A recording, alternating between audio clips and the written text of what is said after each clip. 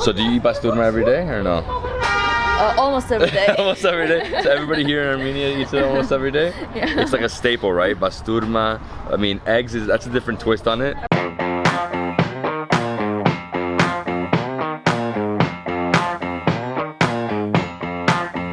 What's up everyone, this is David Hoffman from Davidsbeenhere in beautiful Yerevan, Armenia. I'm here with Lucine. Lucine is going to be with me for the next like 8 days. And today what we're going to do is we're going to do a mix, right? Yeah, we're going to see the holy center of all Armenians. We're going to see some few more churches. Awesome. And we're going to have a great day actually. Awesome. Yeah, I mean it's really sunny right now. It's a little nippy, but I'm good. I know it's going to heat up. And we're going to start off right here at the Cascades. We're going to have like not a traditional breakfast because traditional breakfast doesn't really exist here in Armenia. They don't really eat like a certain thing. We like to have black coffee in the morning. Black coffee and like bread, right? Yeah. Bread and cheese. So we're gonna go to the only diner that's open, which is called Aperitivo Diner, and it's here in the Cascade area. And we're gonna have European breakfast, basically. Yeah, right. All right, so let's go eat and then go see the holy center of Armenia. Follow us. So, David, this is Aperitivo Café, and which is one of the few cafes that open early in the morning in Yerevan. So we are lucky we found it. And by the way, we have Armenian BASTURMA omelet in menu and Armenian tomato omelet, which is like very Armenian, so we can try it. So we're not having a European breakfast, we're really having an Armenian breakfast. So black coffee and 2 omelets. Basturma, I love the basturma. It's so good. It's a piece of meat with like salt and pepper. Oh, it's great. All right guys, so I'm gonna start off breakfast with a double espresso, lungo, like very, very tall espresso. God, I need espresso to wake up. I'm doing like the Armenians, black coffee, straight. Well, actually I added sugar. I usually never add sugar. Ooh, strong. All right, so here we go. We have the basturma omelet, and this is tomato omelet? This is tomato omelet, yeah. Okay, this one looks like more like an omelet. This, I don't even know what this is. Ooh, it's hot. It's a beef meat. They dried a long time in a special sauce from the salt and pepper. So it's like salty, it's peppery, a lot of salt though, so you don't really need to add more salt. And I love how it comes in this. This is super hot though. This is like its own like little frying pan in a way, right? I just love how much pepper it is. Oh my god, look at that. It's like steaming.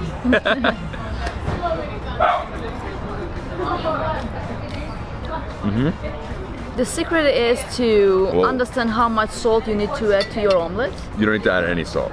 It's enough salt. Yeah, it's extremely salty as it is. I mean, you don't need to add anything else. And I like the pepper because it does have pepper. Ooh, but it's way too hot. I'm gonna let it sit for a bit.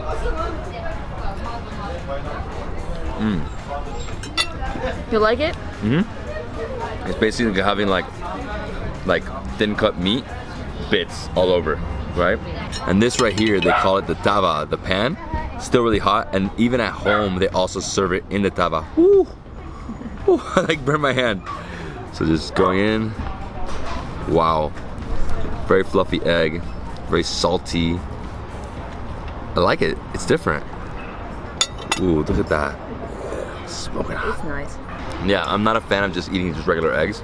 Like I like to have something in it, you know? It's a tomato omelet. So what's tomato this? Omelet, it's a black pepper. Just adding some flavor. Yeah, tomatoes here in Armenia are like fantastic. They're super juicy. Yeah, and very sweet, by the way. Wow, it's like an overload. There's like straight up an entire tomato in there. Yeah. Nice black pepper. It's a little moist. You know, you get all the juices coming out of the tomato in there. It's good. Even for winter time, we also like to storage tomatoes for making tomato omelet in the winter, because we do not buy vegetables like tomatoes, cucumbers in supermarket in winter time. We like to eat everything on its season. Wow. Yeah. Nice. So that's why tomatoes we also storage, especially. So everything's storage. You get store the basturma, the tomato, and the grape leaves. Yeah. So do you eat basturma every day or no? Almost every day. Almost every day. So everybody here in Armenia eats it almost every day? Yeah. It's like a staple, right? Basturma. I mean, eggs that's a different twist on it, but it's delicious. I mean, it's a different type of meat. I've never really had it like this. You know, the meat, it's almost like a... It's not cooked, yeah. So it's like a cold cut, and then it's salty and peppery. So I think we're ready. You ready to go? Yeah, sure. Let's do it. Yerevan actually has two stories, a story of capital and a story of a town. As a capital is 100 years old, and as a town, so last year we celebrated 2,800 years of Yerevan. Wow. So in case you guys don't know, Yerevan is one of the oldest continuously inhabited cities on the planet. 2,800 years. Yeah. Why we exactly know how old is Yerevan? Because not far from the city center there is a hill, and in the middle of 20th century we decided to do excavations on that hill, and we found two original inscriptions, and on that inscription you could find the following information like me, King Argishti, son of the King Menua, built a castle on the hill of Arinbert and called my castle Erebuni. And the dating on the stone goes back to 782 before Christ. That is why exactly every year we know how old exactly Yerevan is. So it's 2,801 this year. That's amazing. It's really incredible that you actually have a date, you know, because it's so hard to have a date with certain places. We're finally exiting Yerevan. As you can see, lots of traffic going in, no traffic going out. And right in the distance, we have Arat Mountain. You can actually see the snow cap on top. I mean, lots of snow. Wow, incredible. I haven't been able to see it the past 2 days. Now that the sky is clear, you can actually see it. And that's actually in Turkey. You know, it's right across the border. We made it here to our first stop. Looks like a really, really old church. Like this is an Echmiadzin, but this is not the Holy See. We are going to see the Holy See after. And this is one of the first examples of cross-shaped cupola churches in Armenia. It's from 618. So all over Armenia we have water fountains. We call them Tsaytakhpyur.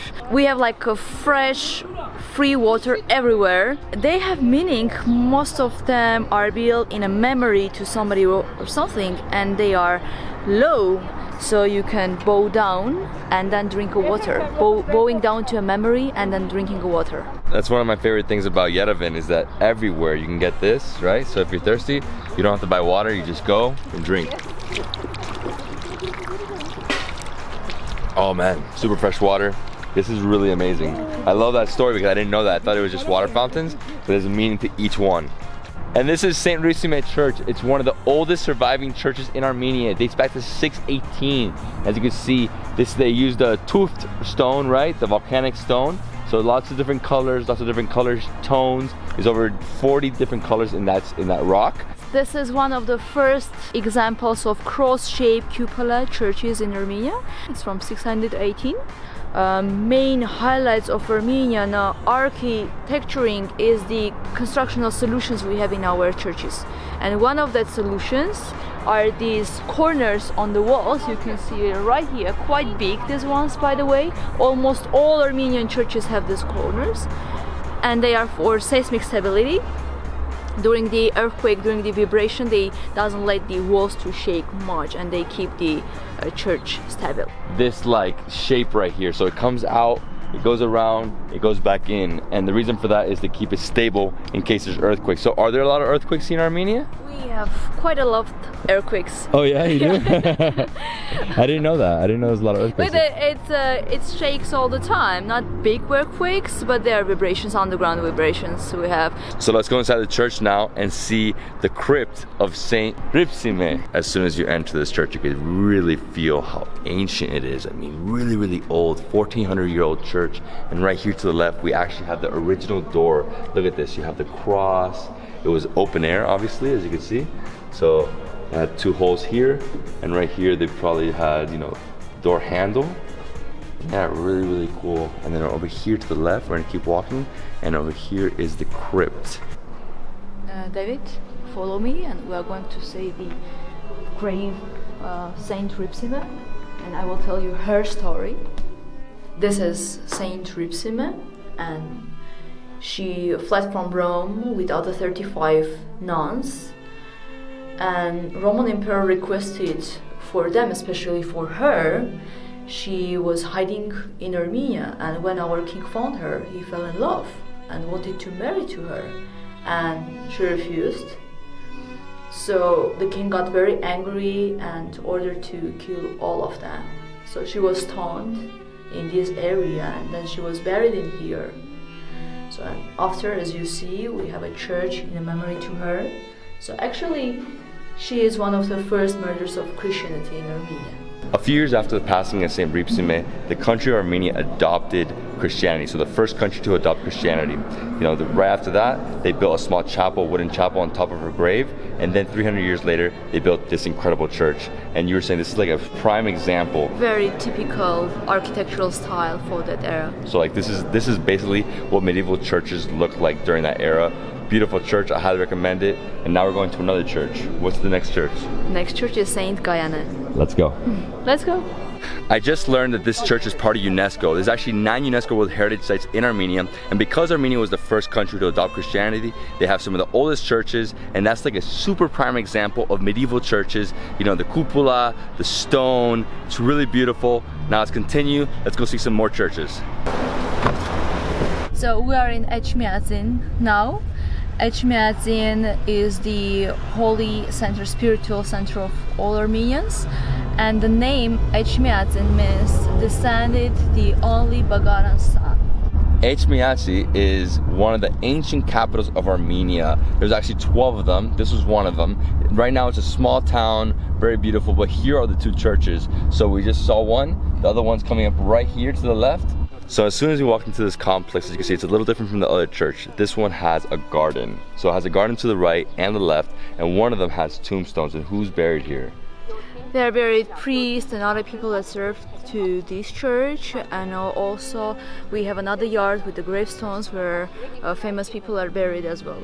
So this is church of Saint Gayane, and she was the leader of the group, the nuns that fled from Rome. The 36 nuns. 36 nuns, so Hripsime were among them, and Saint Gayane, she was the leader of that group. Okay, so she was the leader. She was also stoned in that same time period. She was also killed in this area. She was buried in there, and then kind of the same story. The church was built on the top of the gravestone. So this is 630 actually. 630, so this is built like 12 years after the other one. Yeah, exactly. Wow.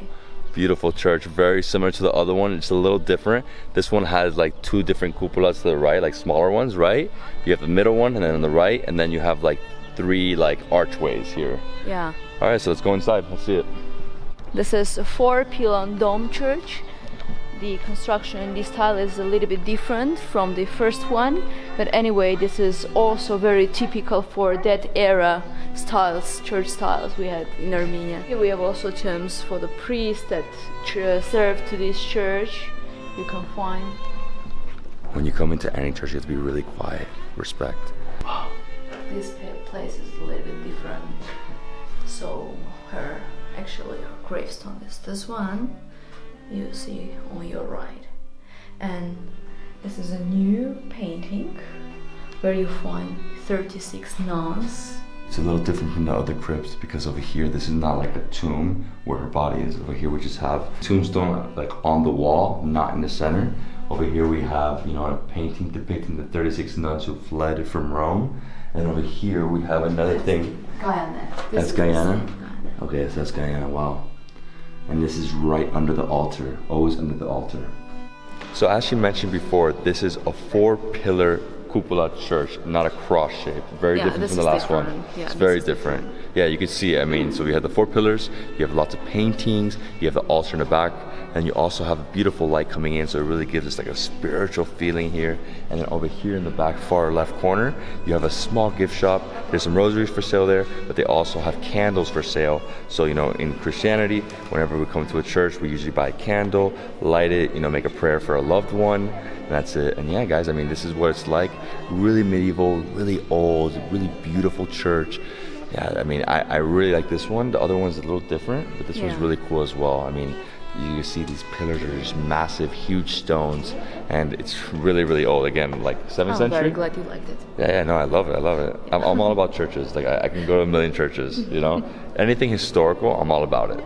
So the church dates back to 630, but the outside, like the very entryway, that dates back to the 17th century, correct? 17th century, yeah. And then, so these tombstones, who do they belong to? They belong to high position priests. like bishops, archbishops, even Catholicos. Catholicos is the leader of Armenian church. Okay, so these are all 17th century, basically priests, or priests or high positioned leaders of the church. And then right here at the very entry of the door, you have this incredible painting. Look at this painting.